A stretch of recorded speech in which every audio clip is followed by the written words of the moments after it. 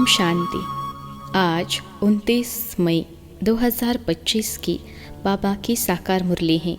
मुरली के महावाक्य हैं, मीठे बच्चे, तुम फिर से अपने ठिकाने पर पहुंच गए हो। तुमने बाप द्वारा रचता और रचना को जान लिया है, तो खुशी में रोमांच खड़े हो जाने चाहिए।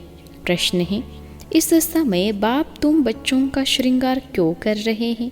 उत्तर है, क्योंकि अभी हमें सज धज कर विष्णुपुरी यानी ससुर घर में जाना है।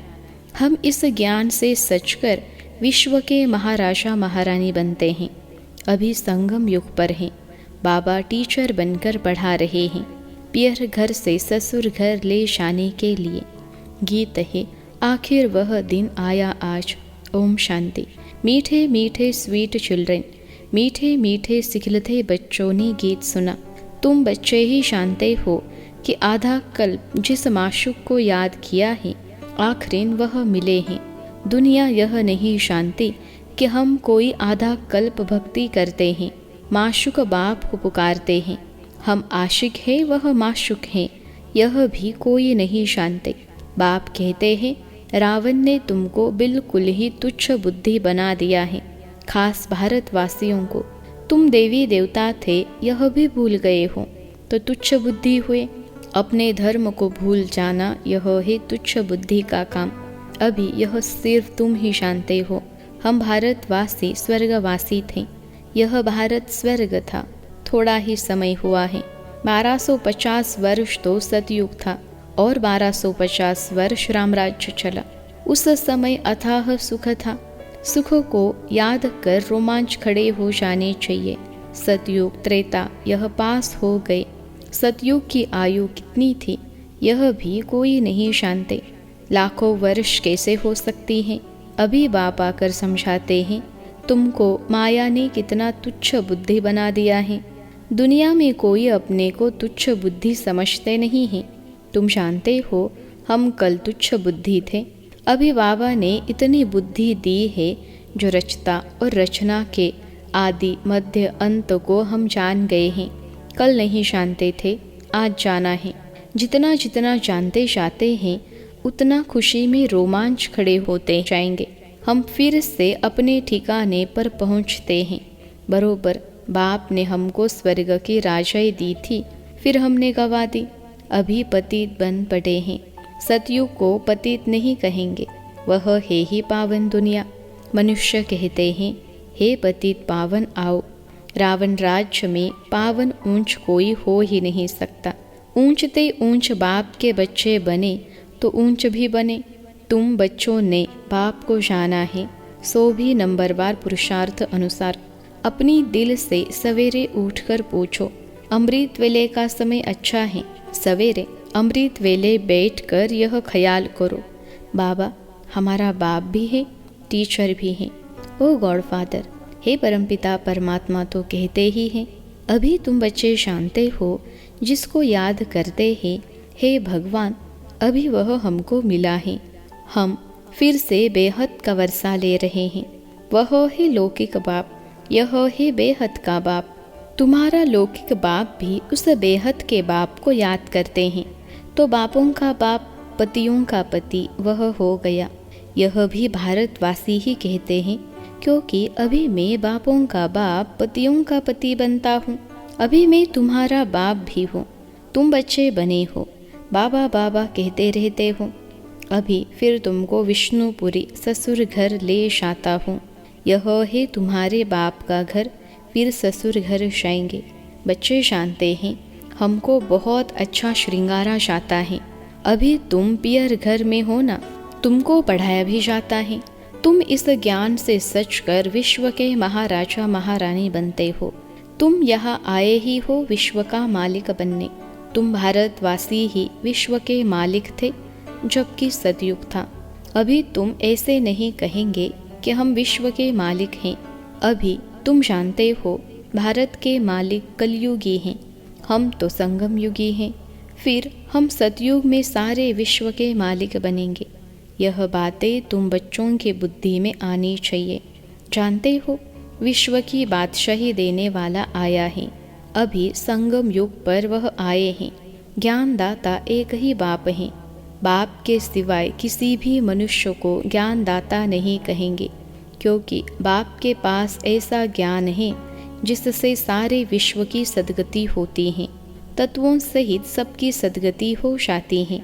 मनुष्यों के पास सद्गति का ज्ञान है नहीं।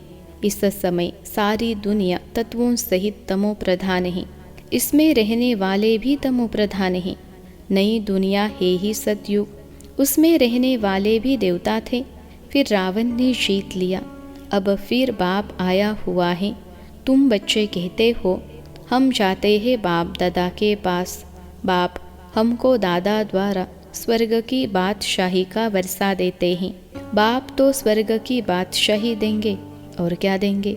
तुम बच्चों की बुद्धि में यह तो आना चाहिए ना, परंतु माया भुला देती है, स्थायी खुशी रहने नहीं देती है। जो अच्छी रीति पढ़ेंगे पढ़ाएंगे वही ऊंच पद पाएंगे। गाया भी जाता है, सेकंड में जीवन मुक्ति। पहचानना एक ही बार चाहिए ना। सभी आत्माओं का एक बाप है।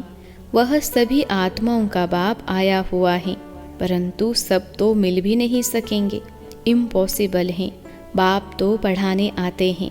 तुम भी सब टीचर्स हो। कहा जाता है ना, गीता पाठशाला। यह अक्षर भी कॉमन है। कहते हैं कृष्ण ने गीता सुनाई। अब यह कृष्ण की तो पाठशाला है नहीं, कृष्ण की आत्मा पढ़ रही है। सतयुग में कोई गीता पाठशाला में पढ़ते पढ़ाते हैं क्या?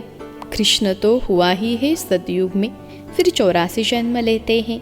एक भी शरीर दूसरे से मिल न सके। ड्रामा प्लान अनुसार हर एक आत्मा में अपना पार्ट 84 जन्मों का भरा हुआ है। एक सेकेंड न मिले दूसरे से। 5000 वर्ष तुम पार्ट बजाते हो, एक सेकेंड का पार्ट दूसरे सेकेंड से मिल न सके। कितनी समझ की बात है। ड्रामा है ना, पार्ट रिपीट होता जाता है। बाकी वह शास्त्र सभी है भक्ति मार्ग के। आधा कल भक्ति चलती है, फिर सर्व को सदगति में ही आकर देता हूँ। तुम जानते हो 5000 वर्ष पहले राज्य करते थे, सदगति में थे, दुख का नाम नहीं था। अभी तो दुख ही दुख है। इसको दुख धाम कहा जाता है। शांति धाम, सुख धाम और दुख धाम। भारतवासियों को ही आकर सुख धाम का रास्ता बताता हूँ। कल्प कल्प फिर हमको आना पड़ता है। अनेक बार आया हूँ, आता रहूँगा। इसके एंड नहीं हो सकते। तुम चक्र लगाकर दुख धाम में आते हो, फिर मुझे आना पड़ता है। अभी तुमको स्मृति आई है 84 जन्मों के चक्र की।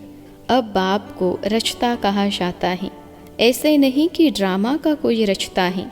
रचता अर्थात इस समय सतयुग को आकर रचते हैं। सतयुग में जिन्हों का राज्य था फिर गवाया, उन्हों को ही बैठ पढ़ाता हूँ। बच्चों को अडॉप्ट करते हैं। तुम मेरे बच्चे हो ना। तुमको कोई साधु संत आदि नहीं पढ़ाते हैं। पढ़ाने वाला एक बाप है जिसको सब याद करते हैं। याद किसको करते हैं? ज़रूर कभी आएंगे भी ना। यह भी किसको समझ नहीं है कि याद क्यों करते हैं, तो ज़रूर पतित पावन बाप आते हैं। क्राइस्ट को ऐसे नहीं कहेंगे कि फिर से आओ। वह तो समझते हैं लीन हो गया, फिर आने की बात ही नहीं। याद फिर भी पतित पावन को करते हैं। हम आत्माओं को फिर से वर्षा दो। अभी तुम बच्चों को स्मृति आई, बाबा आया हुआ है, नई दुनिया की स्थापना करेंगे। वह फिर भी अपने समय पर रजो तमो में ही आएंगे। अभी तुम बच्चे समझते हो हम मास्टर नॉलेजफुल बनते हैं। एक बाप ही है जो तुम बच्चों को पढ़ाकर विश्व का मालिक बना देते हैं, खुद नहीं बनते हैं। इसलिए उनको कहा जाता है निष्काम सेवाधारी। मनुष्य कहते हैं हम फल की आश नहीं रखते हैं, निष्काम सेवा करते हैं, परंतु ऐसे होता नहीं है। जैसे संस्कार ले जाते हैं उस अनुसार जन्म मिलता है, कर्म का फल अवश्य मिलता है। सन्यासी भी पुनर्जन्म गृहस्थियों के पास लेकर फिर संस्कार अनुसार सन्यास धर्म में चले जाते हैं। जैसे बाबा लड़ाई वालों का भी मिसाल देते हैं। कहते हैं गीता में लिखा हुआ है जो युद्ध के मैदान में मरेगा वह स्वर्ग में जाएगा, परंतु स्वर्ग का भी समय चाहिए ना।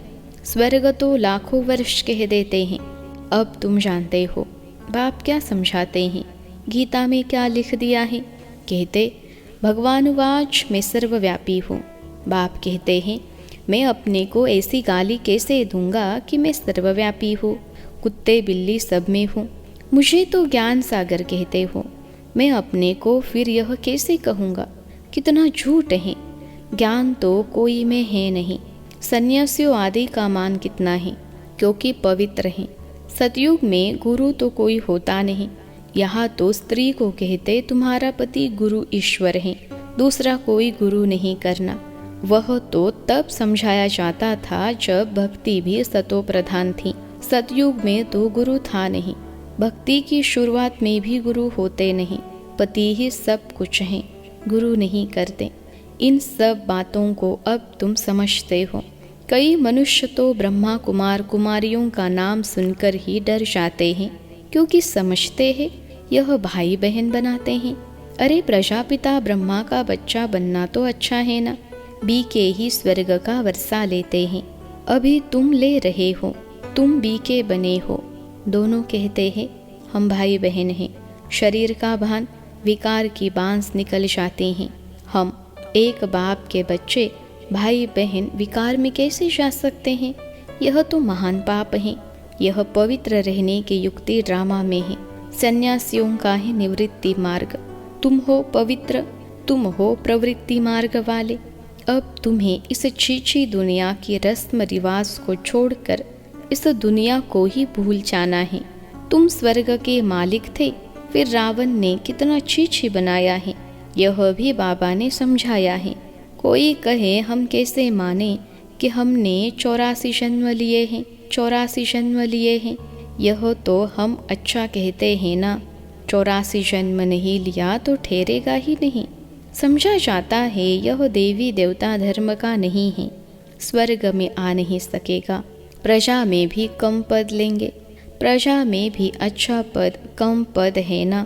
यह बातें कोई शास्त्रों में नहीं है। भगवान आकर किंगडम स्थापन करते हैं। श्री कृष्ण तो वैकुंठ का मालिक था, स्थापना बाप करते हैं। बाप ने गीता सुनाई जिससे यह पद पाया, फिर तो पढ़ने पढ़ाने की दरकार ही नहीं। तुम पढ़कर पद पा लेते हो, फिर थोड़े ही गीता का ज्ञान पढ़ेंगे, ज्ञान से सद्गति मिल गई। जितना पुरुषार्थ उतना ऊंच पद पाएंगे। जितना पुरुषार्थ कल्प पहले किया था वह करते रहते हैं। साक्षी हो देखना है, टीचर को भी देखना है। इसने हमको पढ़ाया है, हमको इनसे भी होशियार होना है।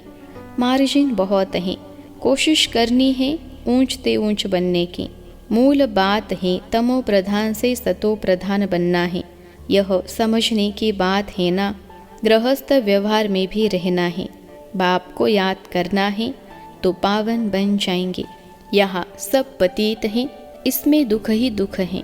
सुख का राज्य कब था यह किसको पता नहीं है। दुख में कहते हैं हे भगवान हे राम, यह दुख क्यों दिया। अब भगवान तो किसको दुख देते नहीं, रावण दुख देते हैं। अभी तुम जानते हो हमारे राज्य में और कोई धर्म नहीं होगा, फिर बाद में और धर्म आएंगे। तुम भल कहाँ भी जाओ, पढ़ाई साथ है, मन मना भव का लक्ष्य तो मिला है। बाप को याद करो, बाप से हम स्वर्ग का वर्षा ले रहे हैं, यह भी याद नहीं कर सकते। यह याद पक्की चाहिए, तो फिर अंतमति सो गति हो जाएगी। अच्छा, मीठे मीठे सिखलते बच्चों प्रति माता पिता बाप दादा का याद प्यार और गुड मॉर्निंग। रूहानी बाप के रूहानी बच्चों को नमस्ते। हम रूहानी बच्चों की सिखलते रूहानी माता पिता बाप दादा को याद प्यार गुड मॉर्निंग और नमस्ते बाबा नमस्ते। धारणा के लिए मुख्य सार पहली पॉइंट है, सवेरे सवेरे अमृत वेले उठ ख्याल करना है बाबा हमारा बाप भी है, टीचर भी है, और बाबा आया है हमारा ज्ञान रत्नों से श्रृंगार करने। वह बापों का बाप पतियों का पति है। ऐसे ख्याल करते अपार खुशी का अनुभव करना है। दूसरी पॉइंट है, हर एक के पुरुषार्थ को साक्षी होकर देखना है। ऊंच पद की मार्जिन है, इसलिए तमो प्रधान से सतो प्रधान बनना है। आज का वरदान है, वाइस लेस की शक्ति द्वारा सूक्ष्म वतन व तीनों लोकों का अनुभव करने वाले श्रेष्ठ भाग्यवान भव। वाइस लेस की शक्ति द्वारा सूक्ष्म वतन व तीनों लोकों का अनुभव करने वाले श्रेष्ठ भाग्यवान भव। विश्लेषण है, जिन बच्चों के पास वाइसलेस की शक्ति है, बुद्धियोग बिल्कुल रिफाइन है, ऐसे भाग्यवान बच्चे सहज ही तीनों लोकों का सैर कर सकते हैं। सूक्ष्म वतन तक अपने संकल्प पहुंचाने के लिए सर्व संबंधों के सार वाली महीन याद चाहिए। यही सबसे पावरफुल तार है। इसके बीच में माया इंटरफेयर नहीं कर सकती है। तो सूक्ष्म वतन की रौनक का अनुभव करने के लिए स्वयं को वाइसलेस की शक्ति से संपन्न बनाओ।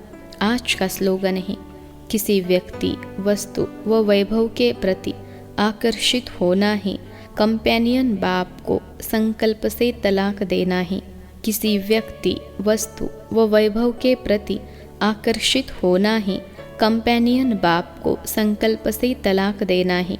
अव्यक्त इशारे, रूहानी रॉयल्टी और प्यूरिटी की पर्सनैलिटी धारण करो।